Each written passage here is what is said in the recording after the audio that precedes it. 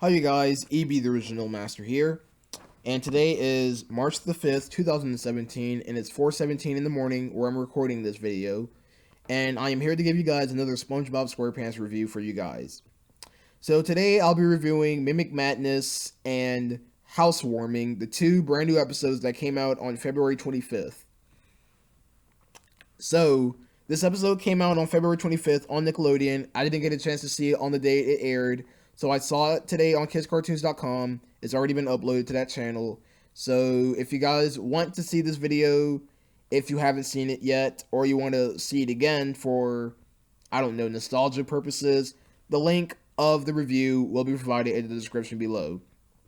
Because this review will contain spoilers, meaning I will spoil the entire episode from beginning, middle, and end. So Mimic Madness begins at the Krusty Krab, where Mr. Krabs is doing a soldier routine. So he has a soldier's hat and he has a whip, where he's giving out orders to SpongeBob and Squidward. SpongeBob is impressed that Mr. Krabs is doing his awesome Navy impression, so he then does a reference from the Bubble Stand episode by putting on these foam gloves, has like this red face painting saying, "Bring it around town, bring it around town," from the Bubble Stand episode from the first season, which that episode was pretty hilarious.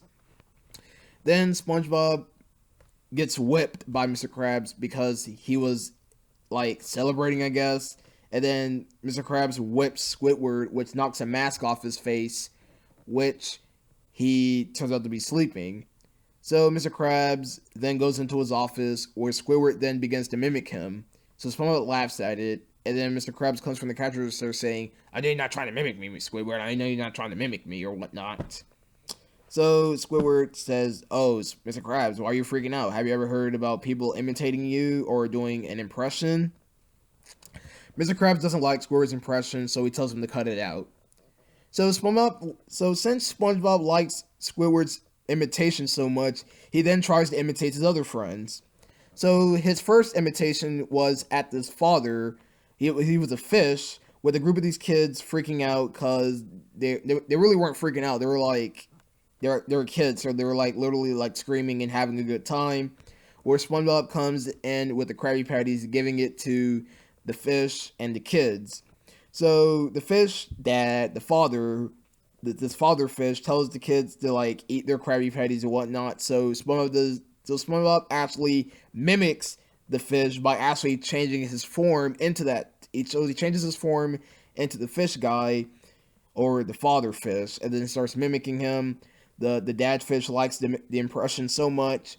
Then SpongeBob leaves, and then the dad fish says, "Eat your Krabby Patties right now, eat it." So he literally slams his fist on the table, yells at his own children to eat their Krabby Patties. Excuse me. So then SpongeBob goes into the kitchen, where there's a whole group of customers waiting in line for their food, obviously. So they're in line waiting for their food. And Squidward is then taking the orders, where SpongeBob then tries to mimic Squidward. He then changes his form into Squidward, mimics him, and then Squidward and the customer starts laughing. So basically, SpongeBob likes mimicking and imitating his friends so much, so he decides to do it pretty much like all day. So then he does like this other impression of like a really hanky fish guy or a hanky man or something. And then, yeah, so he tries to mimic his friends all day. So then we get a scene of Patrick outside of the restaurant, the Krusty Krab, eating from the trash can. I don't know why Patrick was eating from the trash can. He just found a Krabby Patty, like a day-old Krabby Patty, in the trash can. He eats it. Then SpongeBob tries to mimic Patrick by changing into his form. So SpongeBob imitates Patrick, and then Patrick comes out saying, "Oh, so you must be me. So you must be an imitation of me." Then SpongeBob reveals to be that it was just him all along trying to mimic Patrick.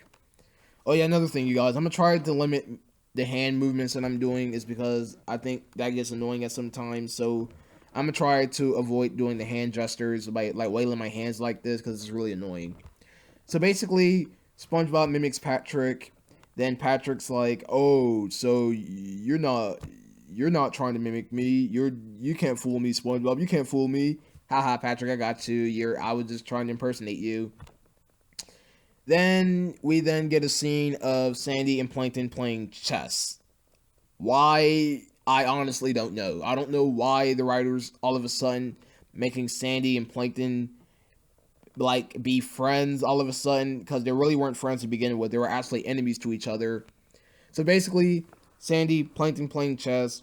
SpongeBob finds out that they're playing chess, so he tries to mimic Sandy and Plankton, which he nails at it perfectly. So he literally changes his transformation, where like Sandy on one side and Plankton on the other side. It's really disturbing to see SpongeBob trying to shape his form to mimic his friends.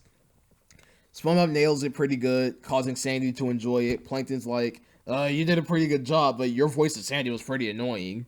Well, I do agree with Plankton, but SpongeBob nails Sandy impression pretty well. But that still defeats the purpose of why Sandy and Plankton was playing chess to begin with. Then afterwards, SpongeBob goes back to the restaurant, the Krusty Krab. Then he mimics this one fish. Can I have some extra napkins? And then SpongeBob mimics him, repeating the exact words that he said. The fish freaks out, gets angry, flips the table over. Stop mimicking me, you freak! So it's like saying, stop mimicking me, you freak. And then Mr. Krabs then tells Sandy, who randomly appeared at the restaurant. We didn't get a transition of her walking to the restaurant. She just automatically was there.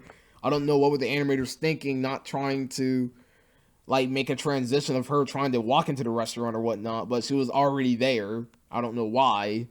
But yeah, we never got a storyboard transition of her walking to the restaurant because the animators are that lazy. Then Mr. Krabs tells Sandy that SpongeBob has a very terrible case where he mimics too many people, where he can't be himself anymore. So then Sandy comes up with an idea with Plankton, Patrick, Mr. Krabs, and Squidward being involved to tell him that SpongeBob could just be himself. So then they go to SpongeBob's house. SpongeBob's like, oh, hey guys, let me try to mimic all of you. So he then transforms himself into all of the characters inside of his house, where everybody freaks out about it. So Sandy convinced SpongeBob to be himself. SpongeBob can't because his mimicking madness is going haywire, where his body keeps shifting to all these shapes and forms, trying to mimic his other friends. So SpongeBob freaks out, saying, I'm a freak, I can't be myself. So he then runs off to be alone. Then SpongeBob decides to hide in the cave. He decides to hide in the cave, where he then transforms into an owl. I don't know why he was an owl saying, hoo, hoo, hoo, hoo. They're starting like, who, and whatnot. So then he starts singing a song about why he can't be himself. Who am I?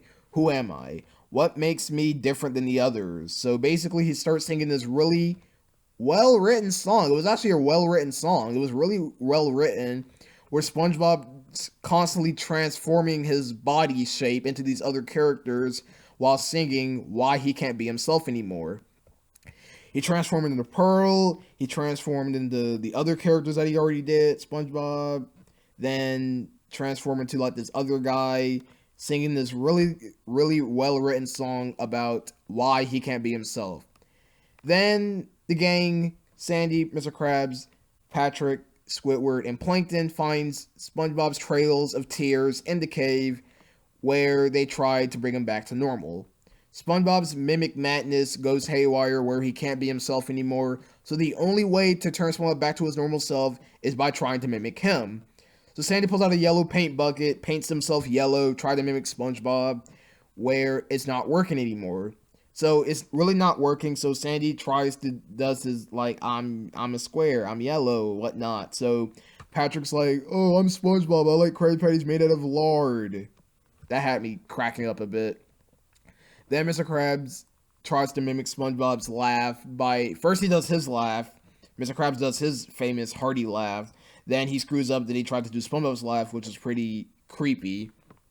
Oh yeah, another creepy scene is where Mr. Krabs find out that SpongeBob was right behind him trying to mimic him in the restaurant before he did the little song about who was he, who am I, whatnot. So then the only way to cure him is by saying, I'm ready, I'm ready, I'm ready, I'm ready. SpongeBob turns back to normal, and then his mimic madness is finally gone. So then SpongeBob says, it's okay to mimic your friends, but more importantly is to be yourself. Everybody then transforms into SpongeBob, starts laughing like SpongeBob. SpongeBob tags along, laughing along with them, where Squidward when Squidward's mimic of SpongeBob was laughter, Squidward, there were like two Squidwards inside of his eyeballs saying, "Get me out of here, get me out of here," thus ending Mimic Madness. So, Mimic Madness, I'll give this episode a 7 out of 10. It was alright. It was a pretty decent episode of SpongeBob trying to mimic his friends. Pretty hilarious. I like the part where SpongeBob mimicked the narrator, over the fact that Tom Kenny both plays a narrator, and SpongeBob and Gary. So, Mimic Madness gets a solid 7 out of 10. It was alright, of SpongeBob transforming to all of his friends trying to mimic them, but that really is kind of disturbing. Now let's talk about its sister episode, House Warming. It's warming, not warming. It's warming. WORMING. House Warming. So the episode begins. It's at night. SpongeBob and Gary are sleeping, and then a worm randomly comes into SpongeBob's house. So a worm is sneaking into SpongeBob's house, goes inside of his hole to live in there. At first, we don't know why this worm is living in SpongeBob's holes, but that will be explained later in the episode. So then SpongeBob wakes up, realizing that there's something inside of his body. So then Gary goes inside to investigate. He finds the worm inside of SpongeBob's holes, freaks out, and then he goes into his holes trying to get him out. Then SpongeBob finds that there's a worm living in his hole. The worm starts talking in this weird he was talking like that. I don't know why. To add humor. But the worm's voice was really, really aggravating and annoying at points. So this woman was like, "Well, Mr. Worm, I can't have you living in my holes because people might find me as a freak or whatnot." The worm starts crying. SpongeBob feels guilty, then say, "You know what? It doesn't matter. You can live in my holes." And that's where the worm decides to live in SpongeBob's hole. But that turned out to be a really bad situation because the worm that lived in SpongeBob... So the worm that was currently living in SpongeBob's holes, obviously, decides to bring his other worm friends who all came in an airplane. So he had like these airplane signals. An airplane comes out of nowhere, drops these other worms into his holes. Then they start throwing a house party in his holes. And it was really funny. This was really hilarious to see the fact that all these worms just living in SpongeBob's holes just to have a party. There were like these disco lights shooting out of his holes with this really upbeat techno music. And then it kept SpongeBob up all night. So SpongeBob literally stayed up all night dancing inside of his house because of the worms were throwing a party inside of his house. Or his holes. So then the next day arrives. Gary was annoyed from the party. And then he shows a sign saying that SpongeBob needs to be at work on time. So SpongeBob then goes to work. First he has to take a shower. But since the worms are living inside of his holes... Gary said, "You know what, SpongeBob, I had it with you. You can't live here anymore if you're going to have these worms living inside of you, so I'm going to have to kick you out." Sorry for the stuttering. I don't write scripts. You just have to understand that.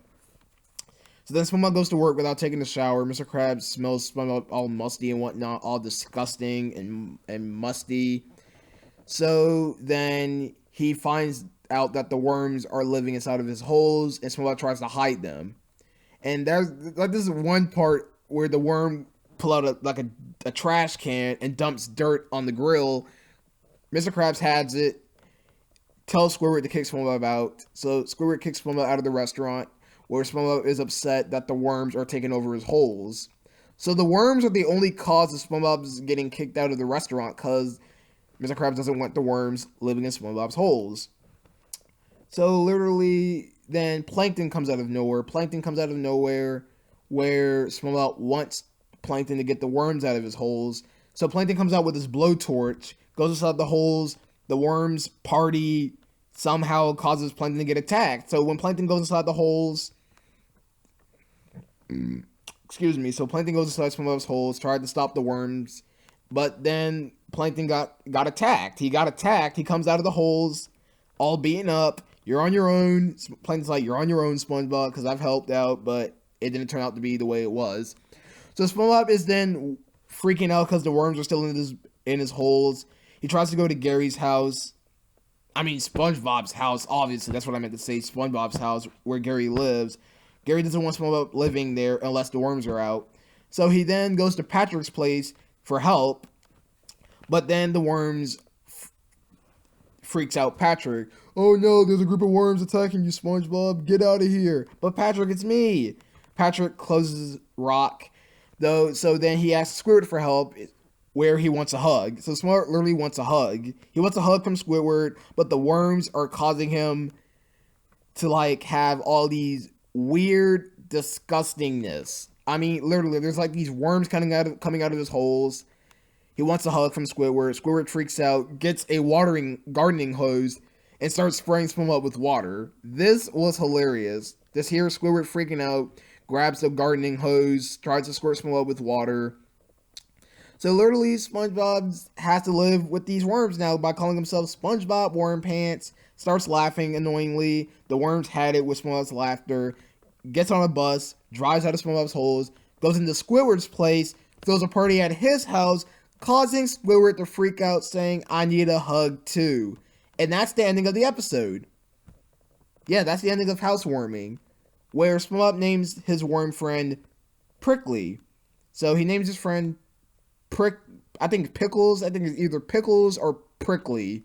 So he names his worm Prickly, and then we got this really, really good animated cinematic of how Prickly the worm got into SpongeBob's holes to begin with. So literally, he lived in a can. There was these clams that kept annoying him. So he got a boot, throws that at the clams.